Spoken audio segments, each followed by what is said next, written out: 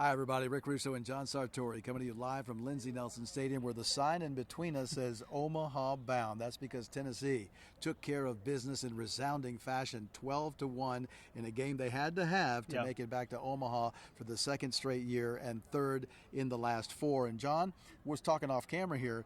Hopefully, it would be nice if Tennessee could play all their games in Nebraska at night, because this place was electric and they were just ready to go tonight. LNS answered the call. That's for sure. Yeah, everybody said they needed to be loud, they needed to be proud, and they sure were today. And it was a huge reason why, among many others, that Tennessee's headed to Omaha. Rick. Yeah, no doubt about that. And Tennessee brought the lumber. We'll get to Xander Sechrist in a minute, but 7 home runs. Christian Moore and Dalton Bargo from the DH, 2 each. Man, what a display. It ties the Tennessee single-game record for home runs with 7, and there easily could have been more had this game not been what the score was. There were some quick at-bats there as we got through the later innings, but, man, what a performance across the board when you needed to have it. Let's show you some of that performance. Here are some of the highlights from Game 3 of this Knoxville Super Regional.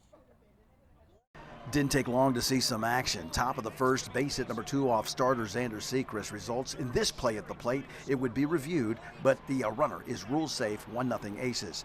But the Volunteers answer in their half. In fact, the very first batter, home run king Christian Moore, says, "See ya," 426 feet over the porches and left, and we're tied at 1. And then Moore bombs away for Tennessee in the second. First, it's shortstop Dean Curley atoning for an error in the first with a 418-foot blast of his own to the porches and left field. Designated hitter Dalton Bargo would make it back-to-back jacks to give UT a 3-1 lead, but the Vols weren't done yet. Blake Burke pushes it down the left field line. His second double of the night, scores another run. A Billy Amick groundout would bring home Christian Moore, and the Volunteers had built themselves a 4-run cushion at 5-1, but there was much more to come. You know, can't say enough about the effort tonight from Xander Sechrist when his team needed the senior most, working the UE batters while getting out of a couple jams along the way. And he'd get plenty of run support. How about Omaha native Dalton Bargo? The UTDH goes yard for a second time. That's gone. And then Christian Moore would follow with his second of the night and 32nd of the season to make it 7-1, but wait, there's more. After Blake Burke connected on his third double of the evening, Billy Amick just unloads a monster smash, 446 feet over the batter's eye in center. That made it 9-1, Big Orange. But wait, there's even more, because Cal Stark, the Farragut product, hit the 4th home run of the postseason or in this NCAA tournament. Oh, to make the final score 12-1 as Tennessee again knocks 7 dingers in the game, and they improved to 55-12. If you didn't hear me earlier in the broadcast, that was the 40th win at home here at Lindsey Nelson Stadium, which John was electric during the game and after the game with all the celebration right out here. I mean, you talk about success in college baseball, it's usually 40 wins. To do that just in one ballpark is insane. Blake Burke, you talked about the 3 doubles. That's a career high at Tennessee. He's never had 3 in a single game. We haven't even touched on Xander Sechrist. 6 in a third innings. He allows 1 run. It wasn't earned. He was fantastic. When the team needed it. When they needed it. And we talked about him being the key. He certainly was. And we were fortunate enough. We got to talk to the battery, Cal Stark and Xander Sechrist postgame. A lot of people were saying LNS needed to bring it. They brought it tonight.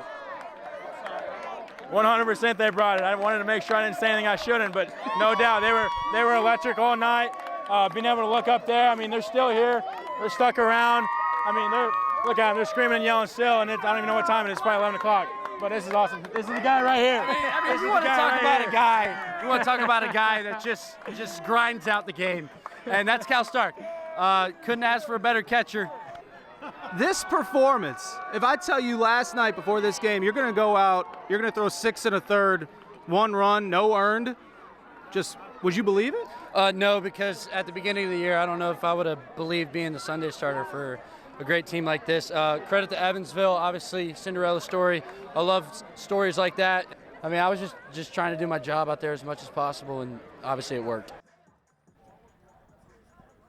So humble, what a great kid. He is, man. And Rick, let me ask you a question. Yeah. I'm going to put you on the spot. Absolutely. 3rd trip to Omaha in 4 years for this team. 7 years ago, you were here for Tony Vitello's introductory press conference. Yeah. You've been around this a long time, man. Did you think you'd be going to Omaha this many times no. 7 years ago? And it's really wonderful to see. And we'll hear more from Tony Vitello or from him coming up tomorrow. But he was asked about this baseball team. And yes, people here in the state of Tennessee, they love their Vols. I can see where people outside of the state might be jealous, envious, whatever word you want to say. And he said, you know what? Regardless of how you feel about Tennessee baseball, they're good for college baseball. And these guys really have been just time and time again showing what it's all about to play ball like this. Yeah. And we're going to hit the road on Tuesday, everybody. Yeah. We'll be there with the Vols. Yes, your WVLT sports team will be in Omaha with the Big Orange later this week, so stick around for that. It's going to be a lot of fun. With John Sartori, I'm Rick Russo. Stay with us. The news continues after this timeout.